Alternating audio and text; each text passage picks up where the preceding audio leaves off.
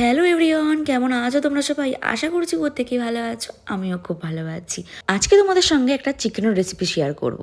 Chicken rezala পুরোটাই কিন্তু আমি আমার মতন ভাবে মানে আমার স্টাইলেই করব। তাই প্রথমে একটা বাটির মধ্যে কাজু বাদাম আর পোস্তটাকে ভিজিয়ে রেখেছি। যেহেতু আজকে আমি মিক্সিতে মশলাটা করব, পোস্ত মিক্সিতে খুব তাড়াতাড়ি পেস্ট হতে চায় না, তাই একটু ভিজিয়ে রাখা হয়েছে। চিকেন রেজালা যে মশলাটা আমি দেবো লাস্টে, সেটাই আমি আগে করে নিচ্ছিলাম ড্রাই রোস্ট। তো প্রথমে দিয়েছিলাম জিরে, গোলমরিচ আছে, গরম মশলা রয়েছে, ধনে রয়েছে, মৌরি রয়েছে, সমস্ত একটু ড্রাই রোস্ট করে আমি পেস্ট করে নেব। পেস্ট করে রেখে দিয়েছি আগেই। এবার একটা মিক্সিং জারের মধ্যে আদা, রসুন, লঙ্কাটা ভালো করে পেস্ট করে নেব। এদিকে আগে আমি মাংসটা ভালো করে ধুয়ে নিয়েছিলাম। প্রায় 1 কেজির মতন মাংস আছে। যে পেস্টটা করা হয়েছিল আদা, রসুন, লঙ্কা, সেই পেস্টটা দিয়ে দেবো। এরপর দিয়ে দেবো টক দই, অনেকটাই টক দই দেবো। আর এরপর দিয়ে দেবো গোলমরিচ আর লবণ দিয়ে ভালো করে ম্যারিনেশন করে রেখে দেবো। প্রায় আধ ঘন্টা মতন কিন্তু আমি ম্যারিনেশন করে রেখে দিয়েছি।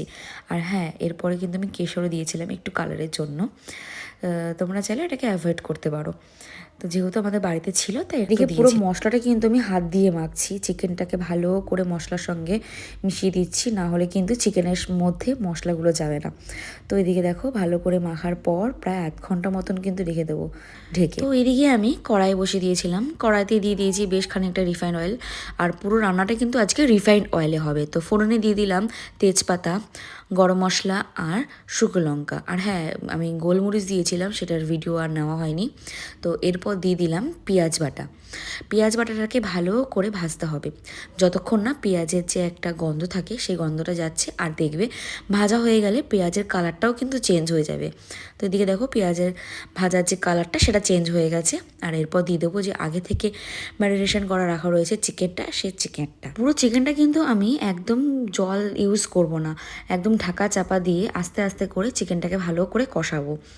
এক ফোঁটাও জল ইউজ করব না। আর কি বলো তো, রোজই তো চিকেন কষা, চিকেন ঝোল খাওয়া হয়, আর আজকে একটু মনে হচ্ছিল একটু অন্যরকমভাবে খাবো, তাই চিকেন রেজালাটা বানালাম। আর হ্যাঁ, পুরো চিকেন রেজালাটা কিন্তু আমি আমার মতন আমার স্টাইলে করছি। চিকেনটা যেহেতু ঢাকা চাপা দিয়ে রান্না করা হচ্ছে, দেখো প্রায় সিদ্ধ হয়ে এসেছে আর অনেকটাই কিন্তু জল বেরিয়ে গেছে। আমি জল একদমই ইউজ করিনি।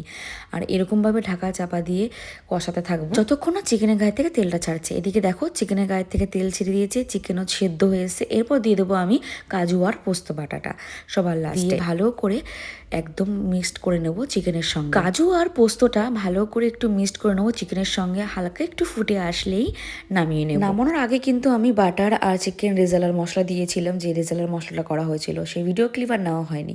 তো এদিকে তৈরি হয়ে গেল চিকেন রেজালা। আর এই চিকেন রেজালাটা কিন্তু পুরোটাই আমি আমার স্টাইলে করেছি। আর এই চিকেন রেজালাটা কেমন হয়েছে অবশ্যই কমেন্টে জানিও। আর হ্যাঁ, তোমরাও একবার